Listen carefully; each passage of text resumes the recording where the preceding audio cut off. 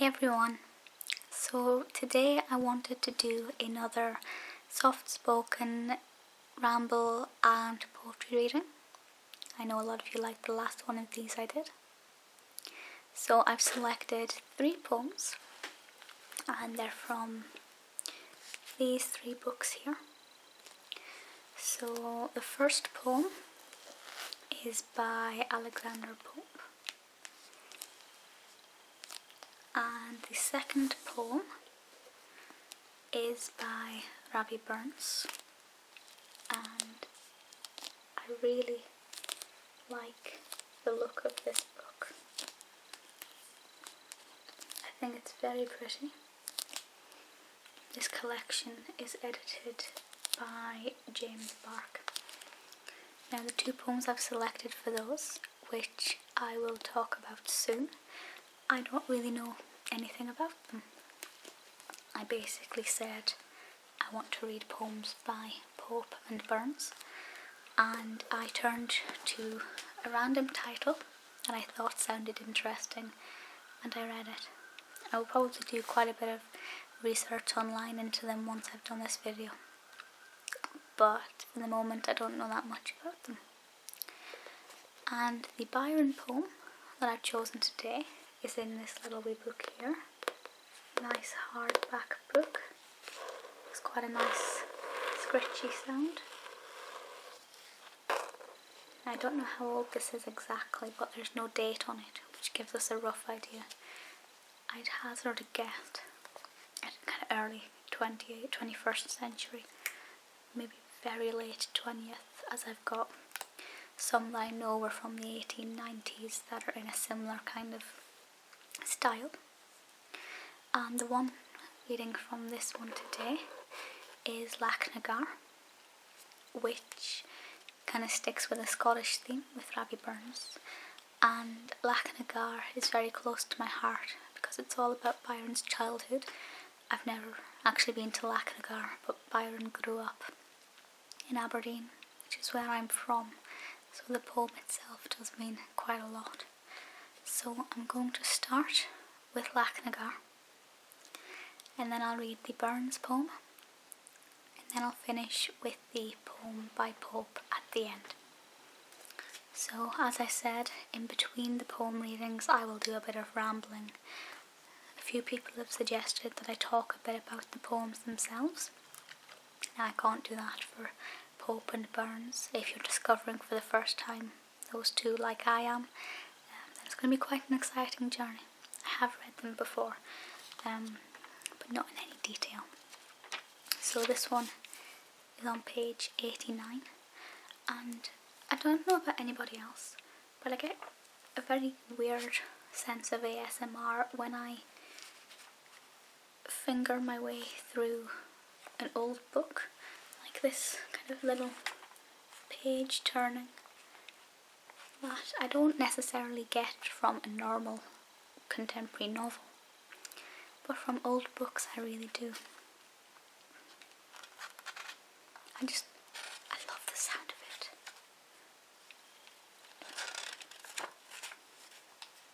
It smells amazing. Here we go. So this is it here, written in 1807. So I'm going to hold it over here, so I'll come a little bit closer to the camera and I'll be looking this way so I can read it. Away, ye gay landscapes, ye gardens of roses, in ye let the minions of luxury rove. Restore me the rocks where the snowflake reposes, though still they are sacred to freedom and love. Yet Caledonia, beloved are thy mountains, round their white summits though elements war. Though cataracts foam stead of sooth's flowing fountains, I sigh for the valley of dark Lochnagar. Ah, there my young footsteps in infancy wandered. My cap was the bonnet, my coat was the plaid. On chieftains long perished, my memory pondered, as daily I strode through the pine-covered glade. It's an interesting rhyme there, because, you know, plaid and plaid, but it rhymes with glade. I sought not my home till the day's dying glory gave place to the rays of the bright polar star. For fancy was cheered by traditional story, disclosed by the natives of dark Lochnagar. Shades of the dead, I have not heard your voices. Rise on the night rolling, breath of the gale. Surely the soul of the hero rejoices and rides on the wind o'er his own highland vale. Round Lochnagar, while a stormy mist gathers, winter presides in his cold icy car. Clouds there encircle the forms of my fathers. They dwell in the tempests of dark Lochnagar. Ill-starred though brave, did no visions foreboding tell you that fate had forsaken your cause. Ah, well you destined to die at Culloden, victory crowned, not your fall with applause. Still you were happy in death's earthly slumber. The rest with you clan in the caves of Bramar. The pibroch resounds to the piper's loud number, your deeds on the echoes of dark Lochnagar. Years have rolled on, Lochnagar, since I left you. Years must elapse ere I tread you again. Nature of verdure and flowers has bereft you, yet still are you dearer than Albion's plain. England, thy beauties are tame and domestic to one who was roved over the mountains afar. Oh, for the crags that are wild and majestic, the steep frowning glories of dark Lochnagar. So it's all about Byron in his childhood roaming Lochnagar, and one of my favourite lines is actually one that I've just read out. England, thy beauties are tame and domestic to one who is roved o'er the mountains afar. I love that contrast of the Highlands against England. I am not from the Highlands. Aberdeen is kind of the cut-off before you get to the Highlands. It's kind of the furthest up the northeast you can go without getting to the Highlands. And I live in England, and I grew up partly in England. So it is quite an interesting contrast. But I particularly love that poem, and I would love nothing more than to go to Lochnagar. I'm not sure if it's still called Lochnagar. I expect it would be. I don't know why it wouldn't be. But certainly that area, I would just love to go there one day. Probably quite hard to get to if I don't have a car. But maybe one day I'll get to go there, and that will be exciting, and I will stand on the top of Lochnagar, the highest point there, and just recite that poem at the top of my voice to the wind, because that's what I want to do. So the second poem, as I said, comes from Poems and Songs by Robert Burns. Now, my nails are the same colour as that. Now, I must confess that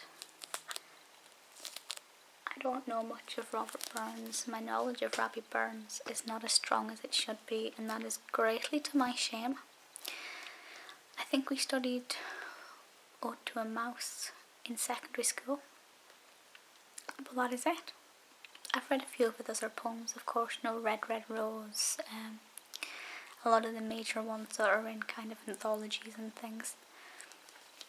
But today I thought I'd read one that I'd never actually read before until this morning. And what I did was I went down the contents page and picked one that sounded good. And I read it, and I really, really enjoyed it. So I hope that you will like it as well. So the weird thing is that I did the exact same thing with the Pope poem, and they're both on page 55. So it's a bit coincidental. So this is the author's earnest cry and prayer to the Scotch representatives in the House of Commons. I think it's quite an appropriate poem for just now. So, let's see seeing how many stanzas this one is. It's 32. Here we go. I also apologise if I get any of the Scottish words wrong and the pronunciations, despite the fact that I am Scottish. I've never really used that much kind of Scottish lingo, and this is also not written from the northeast of Scotland, so it will also be slightly different to what I'm used to. Here we go. Ye Irish lords, ye knights and squires, will represent our boroughs and shires, and dousely manage our affairs in Parliament. To you a simple bardy's prayers are humble sent.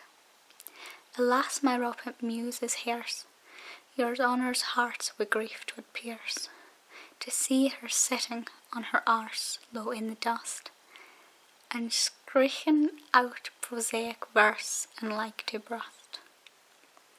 Tell them what hae the chief direction, Scotland and me's in great affliction, ere since they laid that curse restriction on aqua vitae, and roused them up to strong conviction, and move their pity. Stand forth and tell them, yon premier youth, the honest, open, naked truth. Tell them a mine, in Scotland's drouth, his servants humble. The muckle devil blaw you south, if ye dissemble. Does ony great man glunch and gloom, speak out and ne'er fash your thumb? Let posts and pensions sink or swim, with them would grant him. If honesty they cannot come, far better want him.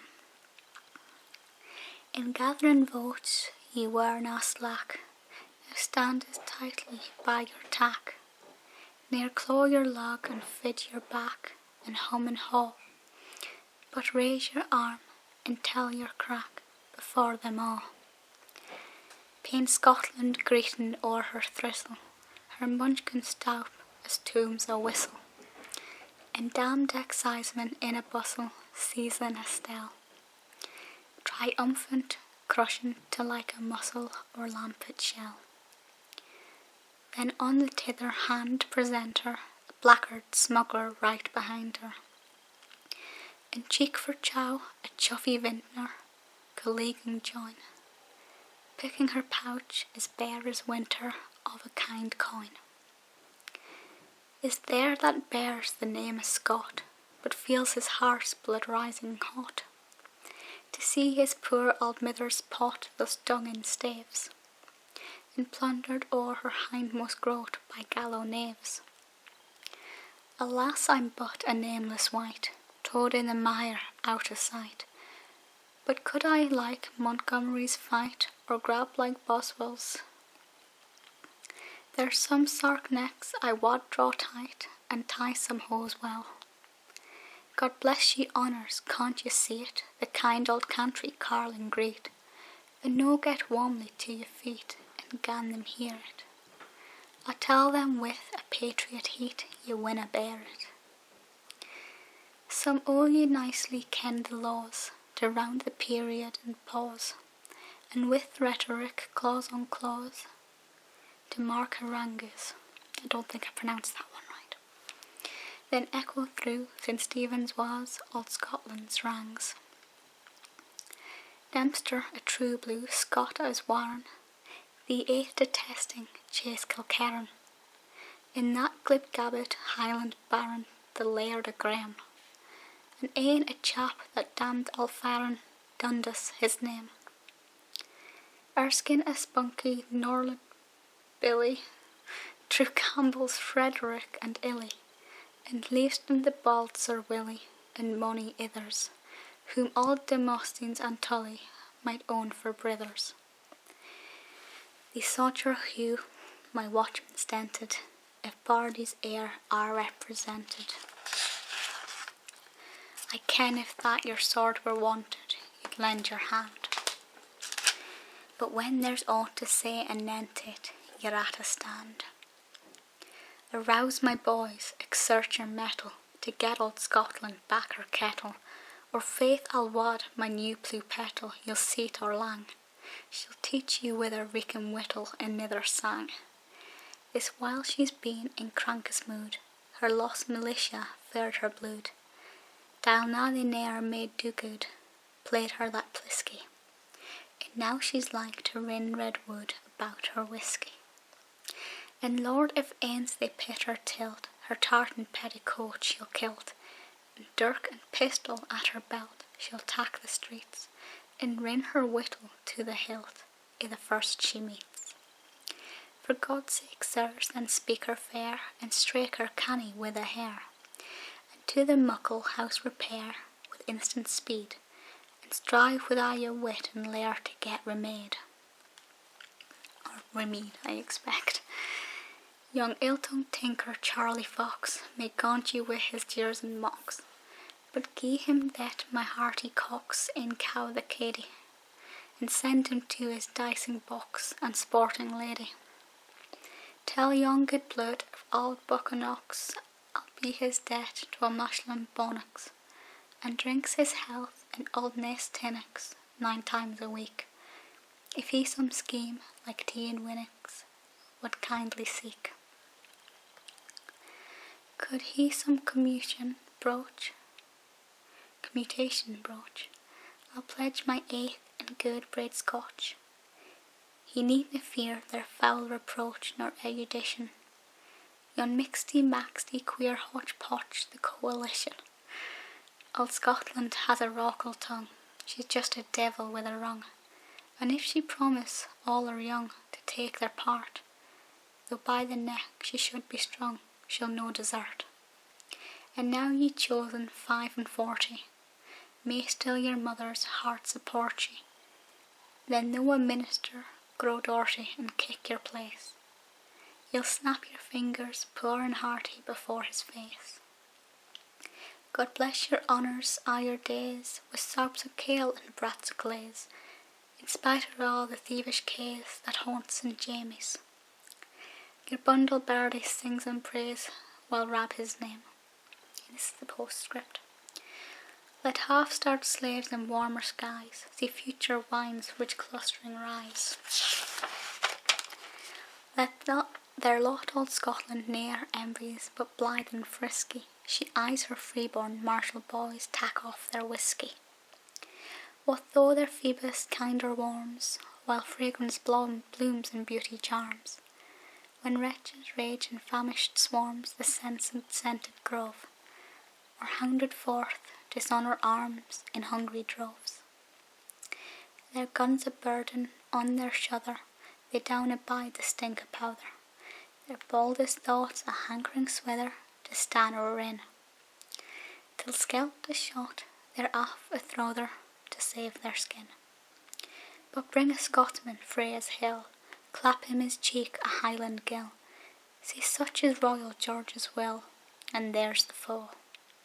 He has nae thought but how to kill twa at a blow. Nae cod faint-hearted doubting tease him, death comes with fearless eyes he sees him. With bloody Anne a welcome gies him, and when he fa's, his latest draught a breath lays him in faint huzzas. Sages their solemn eke may steek, and raise a philosophic reek, and physically causes seek and climb in season. But tell me whisky's name in Greek, I'll tell the reason. Scotland's my old respected mither, though well she must defy your lither, till where ye sat on craps of heather, ye tyne your dam. Freedom and whisky gan together, tack off your dram. I really love that poem. Now the good thing about this is that you get these little bits at the side that tell you that a lot of what the Scottish words mean.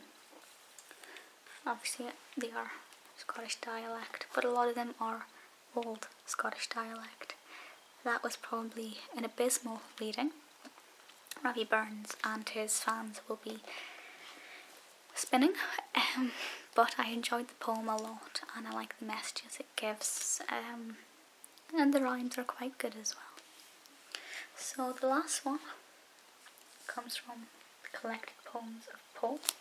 My back is now really sore from leaning over. I have quite a poor back. I always have back pains. So this one is not as long. It's 82 lines. And this is Elegy to the Memory of an Unfortunate Lady. That's it there. And as with the Burns one, I don't know too much about his composition or the time of writing or things like that, but I just particularly enjoyed it. So I will now read this one.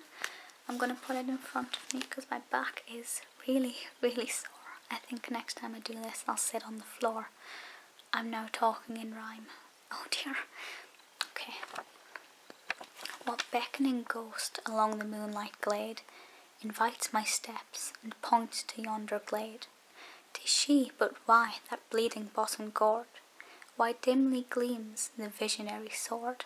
O ever beauteous, ever friendly, tell, it is in heaven a crime to love too well, to bear too tender or too firm a heart, to act a lover or a Roman's part. Is there no bright reversion in the sky for those who greatly think or bravely die? Why bade ye else ye powers her soul aspire above the vulgar flight or low desire? Ambition first flung from your blessed abodes the glorious faults of angels and of gods. Thence to their images on earth it flows, and in the breast of kings and heroes glows. Most souls 'tis true but peep out once in age, dull sullen prisoners in the body's cage. Dim lights of life that burn a length of years, useless unseen as lamps in sepulchres. Like Eastern kings a lazy state they keep, and close confined to their own palace sleep. From these perhaps ere nature bade her die, fate snatched her early to the pitying sky, as into air the purer spirit flow, and separate from their kindred dregs below. So flew the soul to its congenial place, nor left one virtue to redeem her place. But thou, false guardian of a charge too good, thou mean deserter of thy brother's blood, see on thy ruby lips and trembling breath these cheeks now fading at the blast of death. Cold is that breast which warmed the world before, and those love-darting eyes must roll no more. Thus if eternal justice rules the ball, thus shall your wives and thus your children fall. On all the line a sudden vengeance waits, and frequent hearses shall besiege the gates. Their passengers stand stall and pointing stay, while the long funerals blacken all the way. Lo, they were there whose souls the fury steeled, and cursed with hearts unknowing how to yield. Thus unlamented pass the proud away, the gaze of fools and pageant of a day. So perish all whose breast ne'er learned to glow for others' goods or melted others' woe, who can atone or ever injured shade thy fate unpitied and thy rights unpaid. No friend's complaint, no kind domestic tear pleased thy pale ghost or graced thy mournful bier.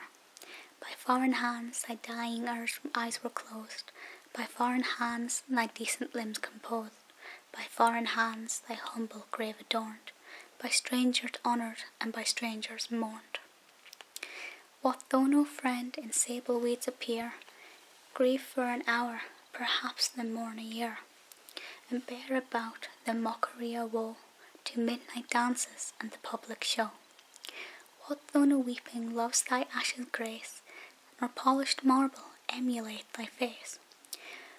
What though no sacred earth allow thee roam, nor hath dirt be muttered o'er thy tomb? Yet shall thy grave with rising flowers be dressed, and thy green turf lie tightly on thy breast.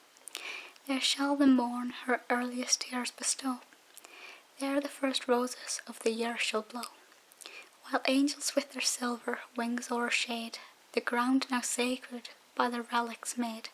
So peaceful rests without a stone and name what once had beauty, titles, wealth, and fame.